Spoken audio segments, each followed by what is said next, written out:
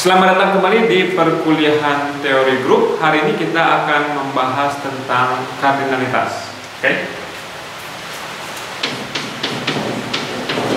Kardinalitas. Oke, kardinalitas itu untuk himpunan yang berhingga sama saja artinya dengan banyaknya anggota pada himpunan tersebut. Ya, jadi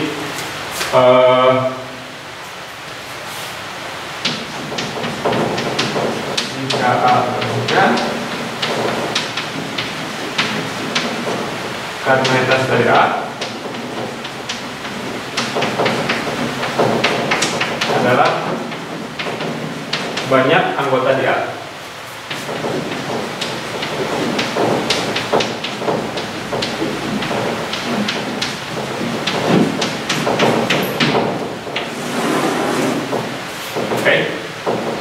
Nah, sebetulnya bagaimana sih kita menghitung banyaknya anggota di suatu himpunan? Kita menghitung banyaknya anggota di suatu himpunan dengan cara yang kita tentukan, yang mana unsur yang pertamanya, mana unsur kedua, ketiga, sampai ke N. Jika banyaknya unsur tersebut, himpunan tersebut mengandung N unsur. Jadi dengan kata lain, A mempunyai kardinalitas N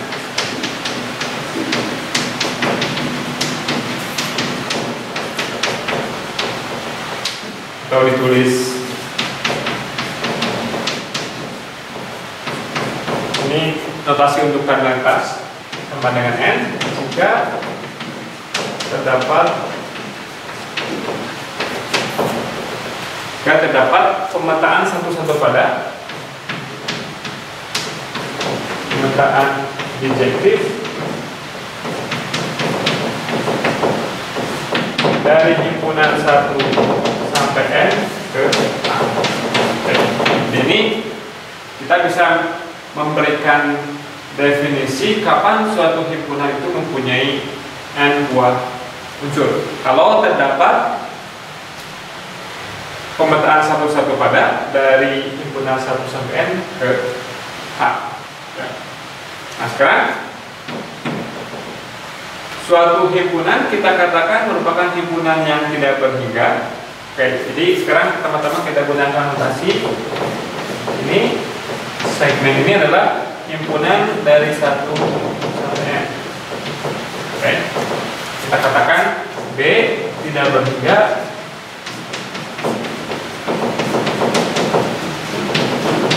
jika tidak ada pemetaan bijektif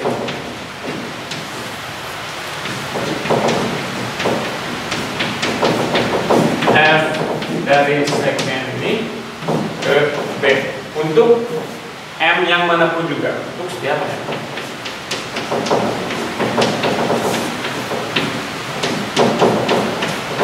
Jadi suatu himpunan itu kita katakan tidak berhingga kalau kita tidak bisa memasangkan unsur-unsur di himpunan tersebut dengan bilangan dari 1 sampai N untuk N yang manapun juga. Itu kita katakan himpunan yang tidak berhingga. Oke, sebagai latihan, secara intuitif sebetulnya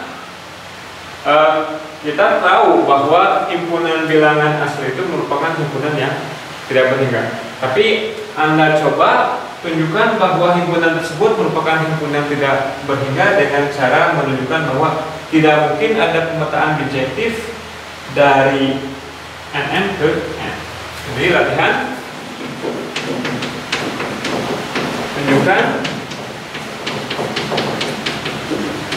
bahwa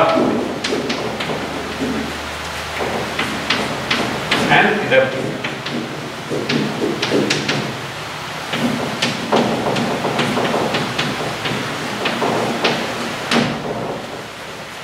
Oke, sekarang untuk himpunan yang tidak berhingga, bagaimana kita bisa mendefinisikan kardinalitas? Kalau kita punya dua himpunan tak berhingga, ya kita bisa sebut keduanya merupakan himpunan tidak berhingga. Tapi apakah ada suatu tingkatan tertentu, misalkan bahwa tabel hingga yang ini itu lebih besar dari tabel hingga yang satunya lagi. Jadi ini apa, konsep tabel hingga itu seperti konsep warna. Nah, pertanyaannya, di antara himpunan-himpunan yang tabel hingga, ada tidak yang membedakan antara tabel hingga yang satu dengan tabel hingga yang lainnya? Oke. Oleh karena itu, kita akan mendefinisikan kapan dua buah himpunan itu mempunyai kardinalitas yang sama. Untuk itu kita tinjau ilustrasi berikut. Misalnya kita punya himpunan A, himpunan katakanlah kursi-kursi, kemudian B adalah himpunan peserta vokal misalkan, ya. Bagaimana kita bisa menunjukkan bahwa banyaknya anggota himpunan di A itu sama dengan banyaknya anggota himpunan di B? Oke. Cara yang sederhana adalah suruh saja setiap peserta strukal ini duduk di kursi yang tersedia. Kalau setiap kursi yang ada ditempati oleh seorang peserta strukal dan dua peserta strukal yang berbeda menempati dua kursi yang berbeda, tentunya himpunan A dan himpunan B merupakan himpunan dengan banyak anggota yang sama. Jadi dengan kata lain, kita bisa mendefinisikan kesamaan kardinalitas dari dua himpunan lewat pemetaan. Oke, kita definisikan.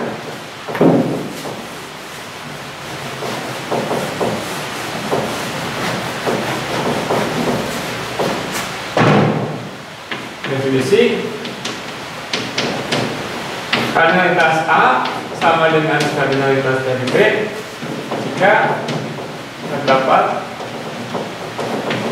pemetaan bijektif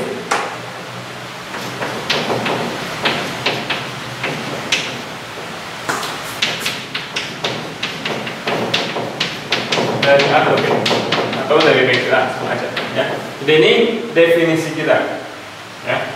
Dan ini berguna untuk membandingkan beberapa himpunan yang tabel hingga. Oke. Contoh yang pertama, kalau kita ingin membandingkan ini himpunan bilangan asli dengan himpunan bilangan asli dan kita tambahkan ke dalamnya bilangan nol. Oke.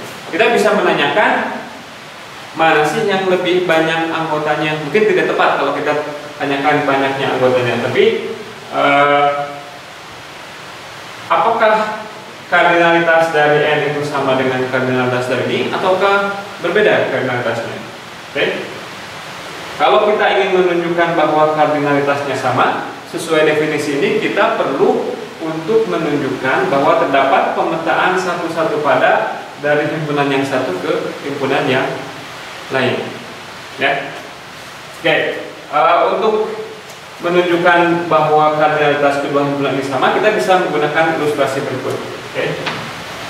Oke, bayangkan bahwa kita punya hotel Hilbert yang banyaknya kamarnya itu sama dengan banyaknya bilangan asli. Ini kamar-kamar di hotel Hilbert dan seterusnya. Oke. Kemudian datang tamu sebanyak bilangan asli digabungkan dengan 0. Bagaimana kita bisa memastikan bahwa semua unsur di sini itu akan mendapat tempat di hotel? Ya, bagaimana caranya? Oke. Pertama-tama unsur-unsur yang di sini kita suruh menempati nomor yang sama. Ya, jadi orang yang pertama di kamar yang pertama, orang yang kedua di kamar kedua, 3, 6 dan selanjutnya. Ya. Apakah kita selesai untuk menempatkan setiap orang? Belum, ya, karena si orang dengan label yang 0 ini belum mendapat tempat. Gimana caranya untuk bisa mendapatkan tempat untuk orang yang 0 ini, padahal semua kamar sudah terisi penuh oleh orang? Caranya mudah. Pertama, tempatkan nol di kamar pertama. Oke. Terus orang yang ke satu gimana dong? Orang ke satu suruh bergeser ke kamar yang kedua. Jadi ini kita punya kamar yang 1, 2,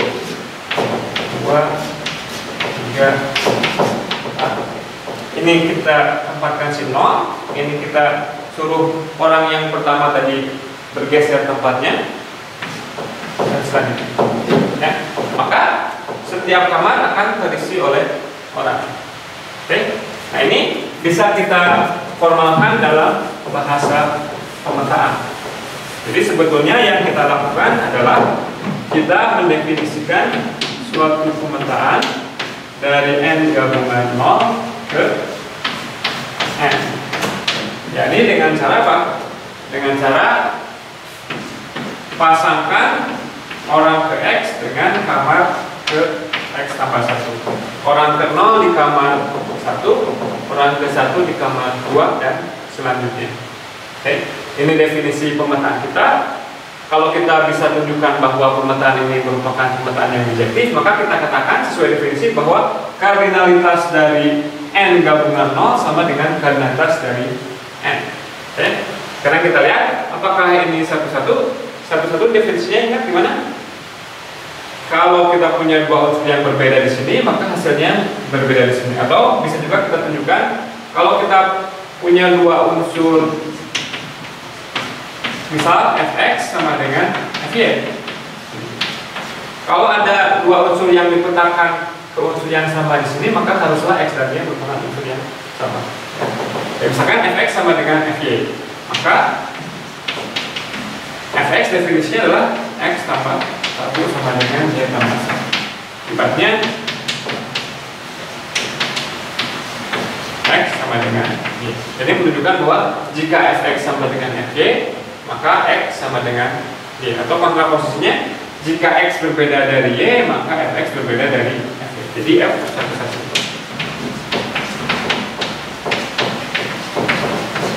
Oke. Kemudian apakah f pada? Ambil sembarang n anggota n. Maka ada n-1 itu pasti dia merupakan bilangan asli atau 0. Untuk setiap bilangan asli dan kita kurangi 1, pasti bilangan tersebut tetap bilangan asli atau bilangan yang 0. Oke. Maka ada n-1 sehingga f dari n-1 sama dengan n-1 tambah 1 sama dengan n. Jadi f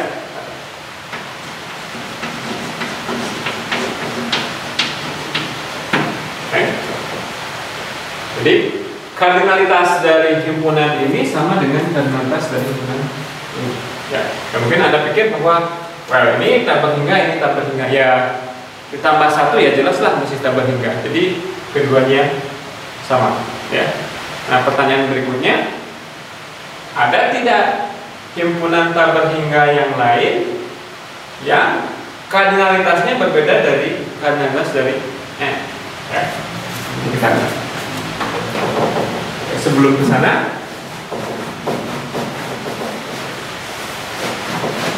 kita bisa menanyakan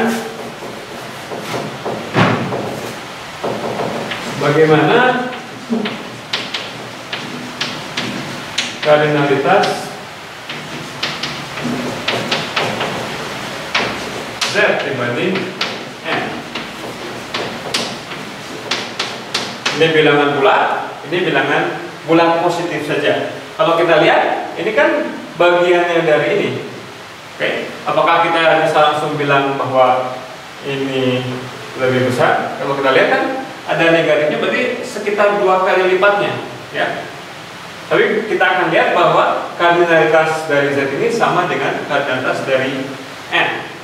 Caranya seperti mirip si Hotel Hilbert tadi, kita perlu melabeli unsur-unsur di Z ini dengan bilangan asli. Baik. Kita lihat bilangan bulat itu apa saja? 0, 1, 2, 3, 4 selanjutnya, kemudian min 1, min 2, min 3, dan selanjutnya. Oke. Ingat bahwa membuat pemetaan dari Z ke N sama saja dengan melabeli semua bilangan bulat ini dengan bilangan asli. Jadi kita bisa memikirkan gimana caranya kita bisa menomori bilangan bulat ini dengan bilangan asli. Ada banyak cara. Misalkan kita mulai dari ini adalah unsur yang pertama, ini yang kedua, ini yang ketiga, keempat, kelima, keenam, dan selanjutnya. Itu salah satu cara. Ya, dengan cara seperti itu kita bisa melabeli semua bilangan bulat, baik dia positif, nol ataupun negatif, dengan bilangan asli. Oke. Cara yang lain, misalkan kita labeli saja bilangan yang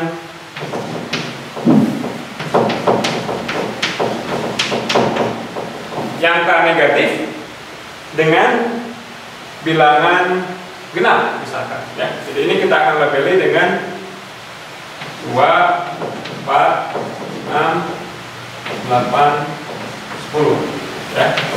Dan selanjutnya. Ini labelnya, ini si bilangan bulatnya.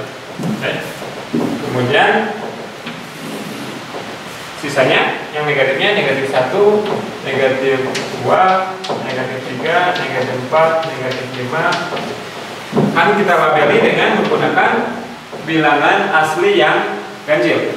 1, 3, 5, 7, 9. Dan sini kita bisa mendefinisikan pemetaan yang eksplisit, ya.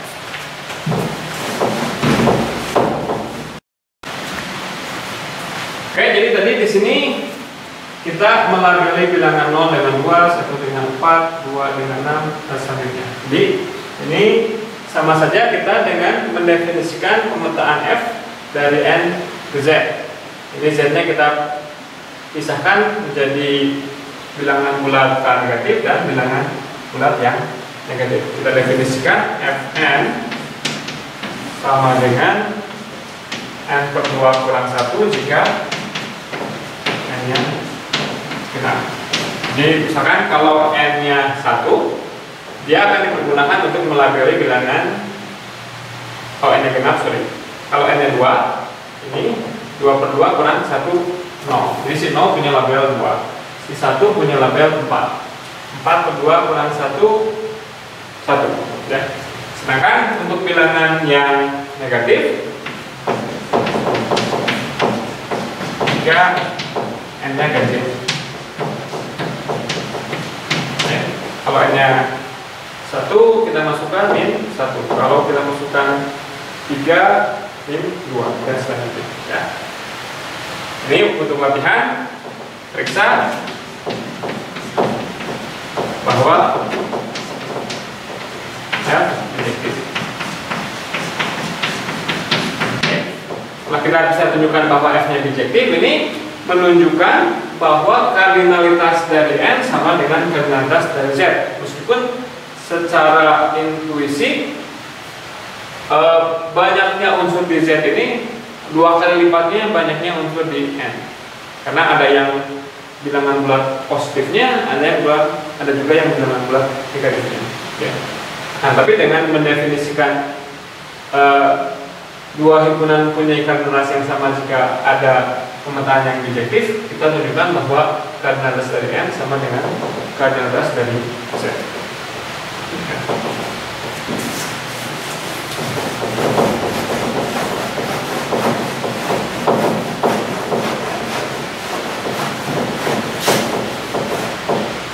Oke, kita juga bisa mendefinisikan kardinalitas dari E, A lebih kecil sama dengan kardinalitas dari B jika terdapat pemetaan dari A ke B yang bijektif.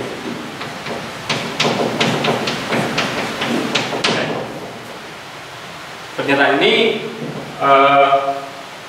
tentunya benar, artinya kita bisa membandingkan kardinalitas kalau keduanya himpunan yang berhingga. Tapi kalau himpunan yang tidak berhingga, kita harus memberi arti apa artinya dari lebih kecil sama dengan ini ya. Kita beri arti bahwa kardinalitas dari A lebih kecil sama dengan kardinalitas dari B kalau terdapat pemetaan yang injektif dari A ke B ya. Kalau keduanya berhingga dan kita punya ini jika A dan B berhingga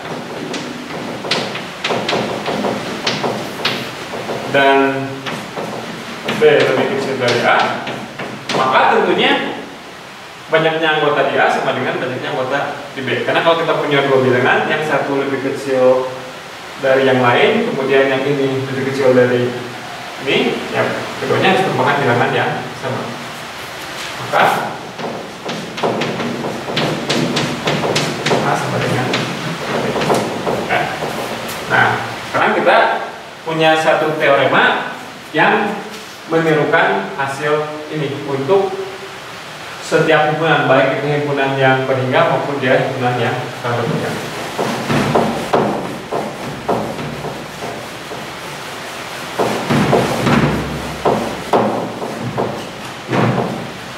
Oke, jadi kita punya teorema yang tidak akan kita buktikan, ini namanya teorema Schroeder-Bernstein. Yang bunyinya jika A lebih kecil dari B dan kardinalitas dari B lebih kecil dari A, maka kardinalitas dari A sama dengan kardinalitas dari B.